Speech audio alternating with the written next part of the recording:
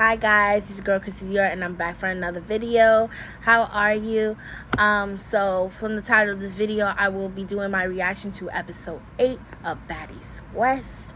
Honestly, if I had to rate this episode, I would say a good 7.5, 8 out of 10. Mostly because like I had, my differences as far as with the show. But if you would like to continue seeing my reaction, my thoughts on this video, please give this a thumbs up and subscribe too, because this helps me a lot, and it also helps my video be promoted around the whole YouTube platform. So yeah.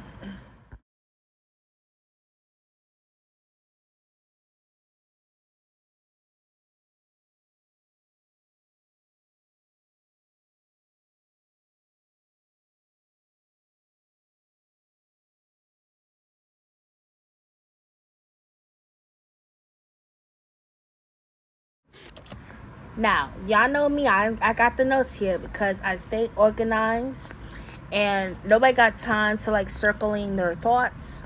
So pretty much episode 8 pretty much continues on from the last episode. Y'all know Raisin and Stunner just finished off a fight.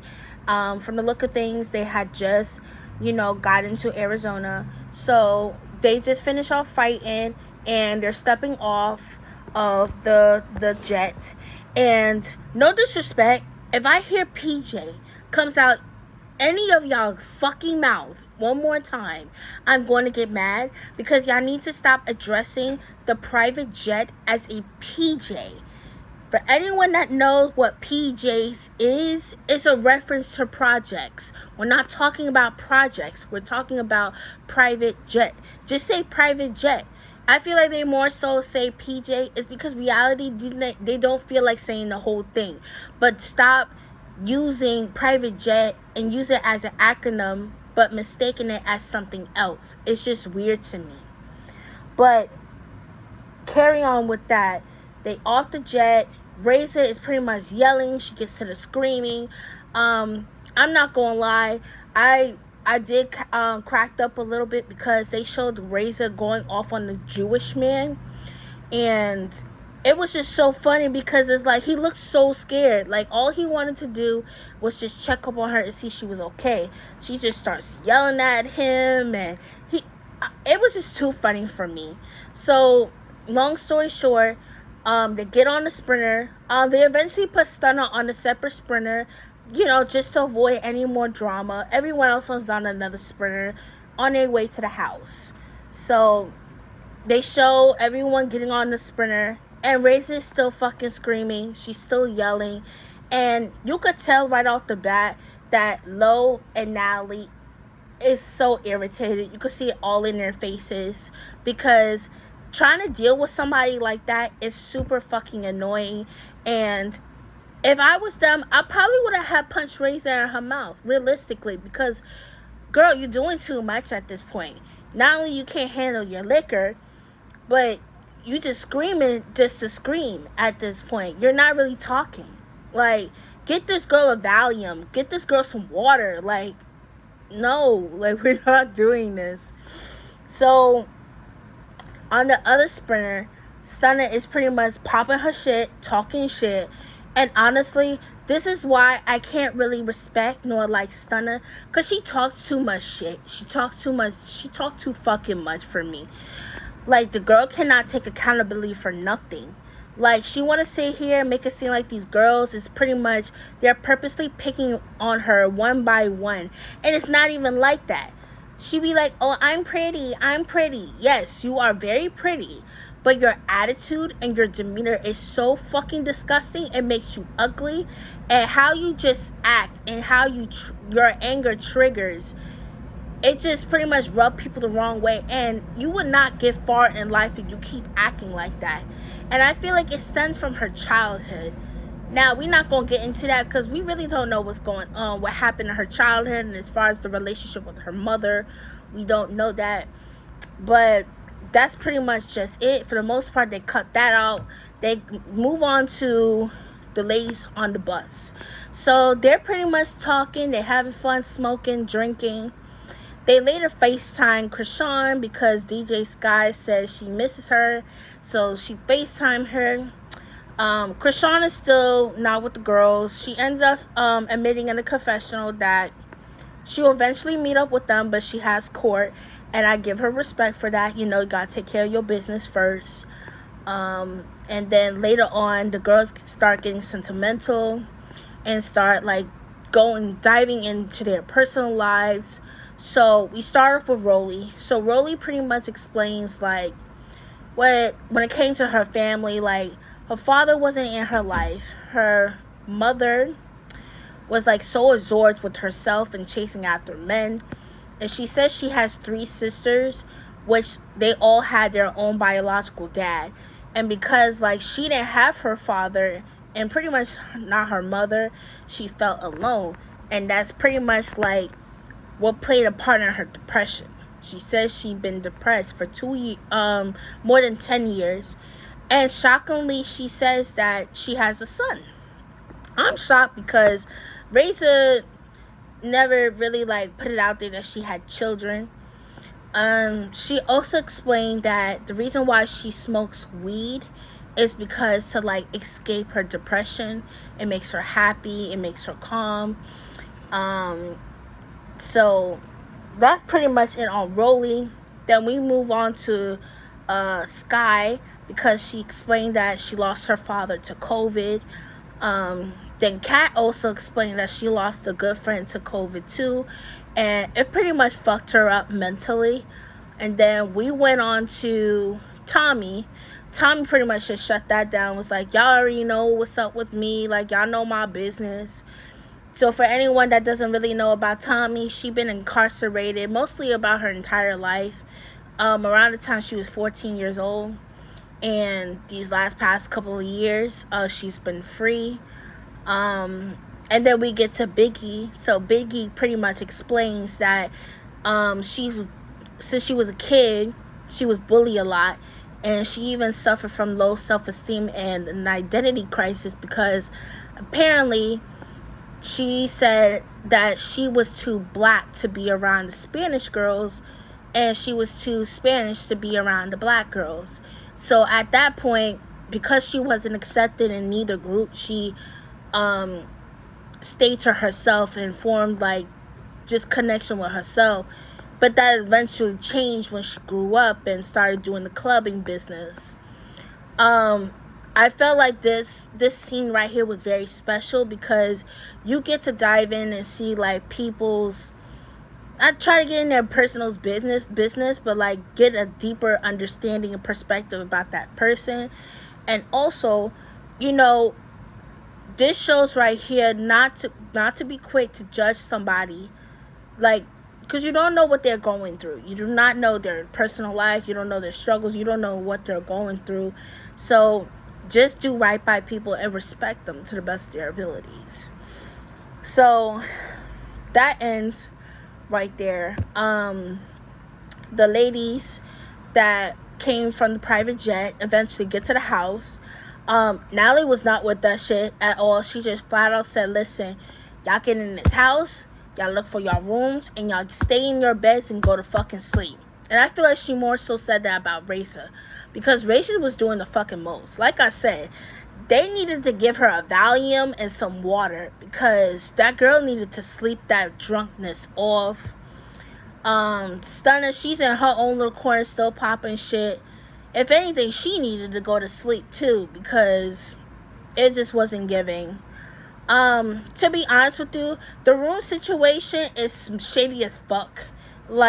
Natalie has pretty much a whole suite, a whole half mansion to herself, and while majority of everyone got their own beds, but Scotty, Sky, and Biggie, they all share a bunk bed. Now I'm just thinking this is the most messiest, pettiest shit I ever heard in my life, because it's for everyone to have their own bed and I gotta share a bunk bed with 2 other girls. That is so shady to me, but whatever. Now the rest of the ladies from the bus, they eventually come in, they get into their rooms. Obviously, they was not feeling the bunk bed, so Tommy took upon herself and shared her bed with Biggie. And I thought that was really nice, considering Tommy was like, I'm not with that shit. I'm not sharing my bed, da da da da. So, the next following day, Natalie and Tommy get to talking. They start discussing about how was the bus versus the PJ. Tommy already knew what's up. Like, she knew shit was going down on the private jet, and she was right. And Natalie, now Tommy told Natalie about what happened on the bus, and Natalie was pretty much explaining, like, damn, I should have went on the bus, like. And I'm like, this is what happens when you split people up, depending on the people that you take. Because depending, like, you don't know they're going to fight. You don't know y'all going to have a good time. Like, it is what it is. So then that pretty much ends. So Lo and Razor, they're talking. I was really feeling this look on Razor. Something about her having black hair, it just makes her so pretty. Not saying any other hair color make her not pretty, but it's just something about black hair that makes her so pretty. Like, it was giving Lotto. Like, look at a picture of Lotto with black hair and look at Razor with black hair. They kind of look the same to me. But next thing you know, Natalie and Scotty, they get into the room. And honestly, I'm confused onto why Scotty is in the room, considering Natalie wanted to have a conversation with Razor about her drinking. So they get into a deeper conversation, and Razor explains that the reason why she drinks the way she does is because she's trying to get comfortable with this environment that she's in, meaning with the girls, between the constant fighting and drama. Like, she does not know what to do. She does not know how to handle this type of environment. So she feel like her defense mechanism and how to cope with this is drinking. Now, I totally understand you on a deeper level, Razor, but like, it's clearly obvious that drinking is not working. So Scotty, I feel like she's full of shit, because it's like, when they were talking and stuff, she was just acting so mellow, like, yeah, like, I totally understand. But like, in the confessional, she has so much to say. She like, girl, bye, like, you doing too fucking much. Like, you love me today and you hate me tomorrow. Like, shut the fuck up, Scotty. Like, you feel like because you hit her, you got your lick back one good time, and you with that energy. Like, shut the fuck up. Like, it is what it is. That's pretty much it. Then they later, there's a couple scenes throughout the entire show. So then the lady starts getting ready, because apparently they have a booking in Phoenix. They show all the ladies, like, together, like, getting ready. They all get ready, and they're getting called into a meeting. Now, let's really talk about Natalie's outfit, okay? Whoever styled her or told her that was okay to even wear that little itty bitty skirt and the pastels on her, like, girl, like, you need to stop. Your stylist should be fired. Like, you were wrong for wearing that, but hey, that's not me that's wearing that. She comes out with a stack of money. Apparently, I think it's the money that they made throughout the two bookings. So Natalie explains that they made over $20,000 in the bookings, and to me, honestly, I feel like that's not good to me. $20,000, and then you gotta split it with 11 people. That's like, what, $1,800 per person? Like, that's not enough for me. So they all get into talking with each other, and they pretty much explain, like, between the two bookings, they more liked it the second booking, because the second booking had more structure and Sky was DJing. So they pretty much put it down, like, all the future bookings that we have is going to be more structure. Sky's just going to focus on DJing. All the performers, they're going to just stick to the plan. No messy shit, no outrageous shit. Let's just stick to what we got to do, and that's it. Make this money. Now, this is where shit gets real. because this whole debate on whether a host or performer should get paid more. Comment down realistically. Do you feel like a host or a performer should get paid more? Realistically, I feel like a performer should get paid more because they're actually like they're leading the crowd with their music. They're actually amping people up. The DJ kind of do that too, but I feel like it's more so the performer, if you ask me.